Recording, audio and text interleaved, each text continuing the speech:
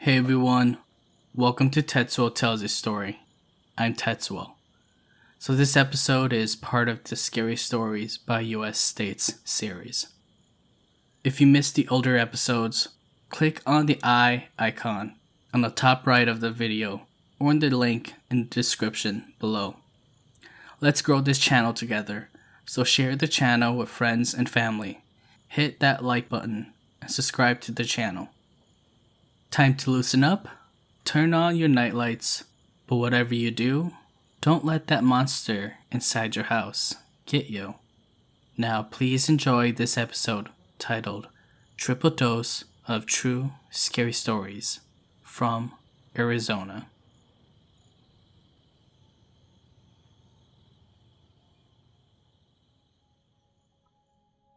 Story 1. I grew up in the 90s in a typical ranch-style home in the Sonoran desert. We moved into the house when I was just a year old and lived there up until I got married and found a place of my own. I had 2 brothers and 2 sisters to share the place with, along with both of my parents. The house was huge. I can't recall the actual square footage, as there were rooms that were add-ons, which weren't exactly done with proper permits. All this extra room allowed for the house to be split into 2 sides. The other side was rented out for extra income. To make an extra room for us, they put a wall in between what was once an open concept kitchen and dining room. This is relevant to my paranormal experience in this house. I might have been in the 1st grade when I first saw, quote, the family, unquote. It was summer in Arizona, and if you're from here, you know that it's the monsoon season. My little sister and I would love to stay up and sneak into the kitchen to look out the window and to just admire the lighting and the rainy weather. It was almost a nightly ritual where we would wait for my parents to go to bed and then make our way to admire these stormy nights. However, one night was different. I was becoming more aware. Unusual things had been happening in the house for as long as I could remember, but that was my normal. I had been here all my life. It's all I've known. I started to get an unsettling feeling, and I begged my little sister for us to go back to bed. She whined a bit, but eventually obliged. We snuck back into our room. My big sister was sound asleep in the middle of the bed, and as we started to get settled, my heart sank at what my eyes saw walk into our room. I was sitting up when I saw clear as day and glowing blue luminescent light a father, mother, boy, and girl walk into our room and stood at the foot of my bed. The mother was holding a tray, wearing an apron, as she entered her formal dining room, which was now turned into my current bedroom. They stared back at my little sister and I. The family tilted their head, as if they were confused as to why we were here. My body was drenched in sweat. I looked over to my little sister, and sure enough, she saw the same thing. We screamed for our parents, and just like that, they vanished. This was the first of many times seeing an apparition, and coming to realize that the things going on in my house weren't quite normal. According to an older neighbor, she claimed that the father killed his wife and kids, and then killed himself in our house. I heard this as I got older, and it correlates with the spirits I saw.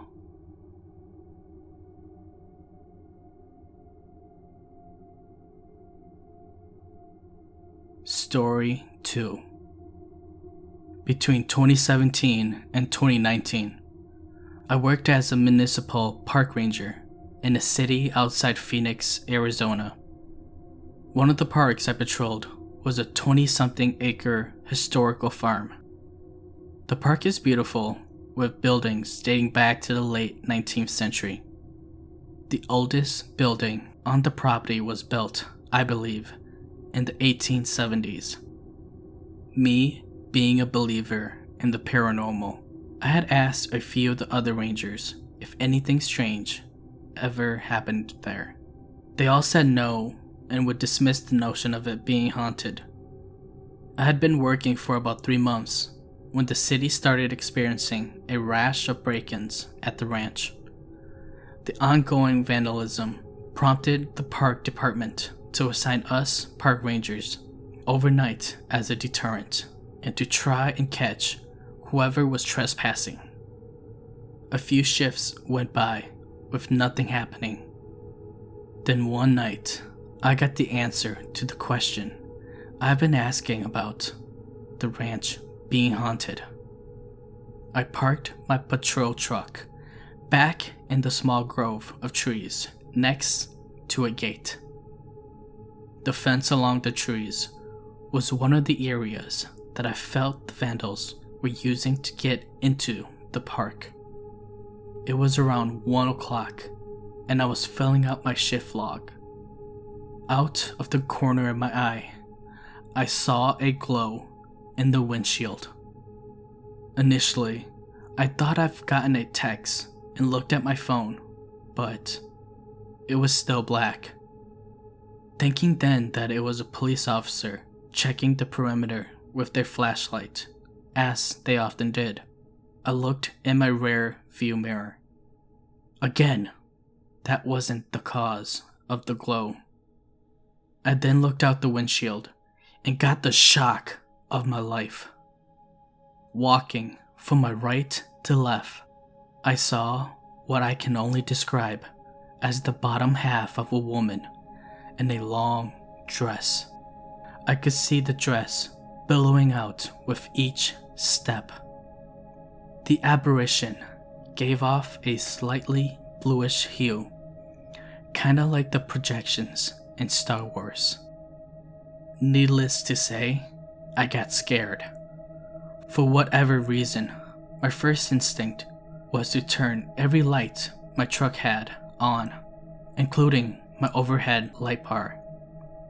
My second instinct was to drive clear across the parking lot on the other side of the park.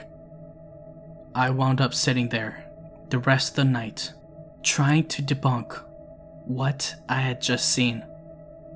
I wasn't able to come up with a valid reason for what I saw. That was one of the last nights I worked at the ranch overnight. Luckily for me, the city had installed a series of CCTV cameras all around the property that were monitored by an outside security company.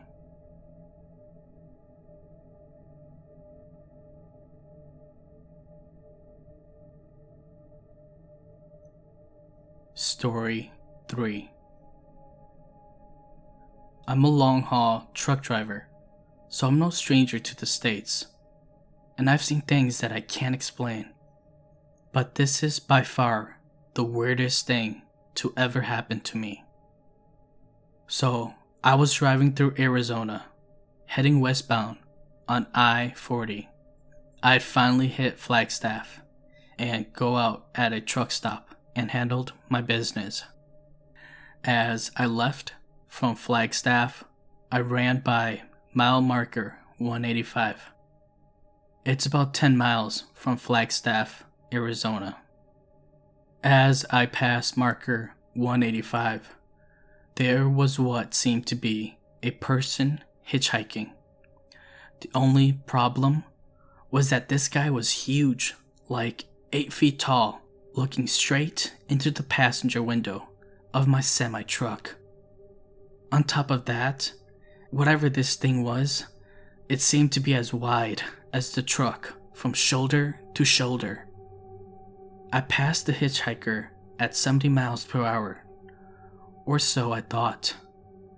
About a mile down the road, I saw the same exact person or thing. Once again, I passed it. This kept happening even 20 miles down the road to mile marker 165.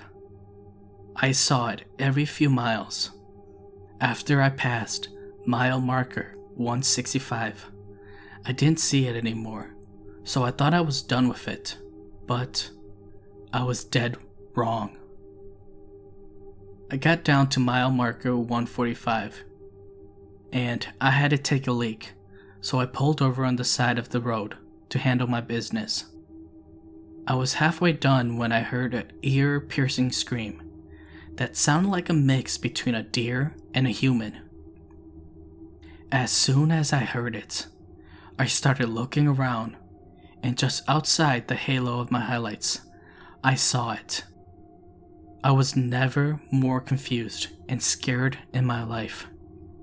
I tried to figure out what it was when I heard something flying through the air.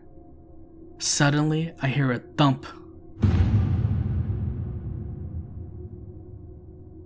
And sitting 3 feet away from me was a huge rock. It must have been at least 80 pounds. That thing threw it right at me, and it landed 3 feet away. I wasted no time, and I hopped back into the truck and tried my best to get away from whatever that thing was. As I passed it, it just stared me down, and I never saw it again. Can someone please tell me what I just saw?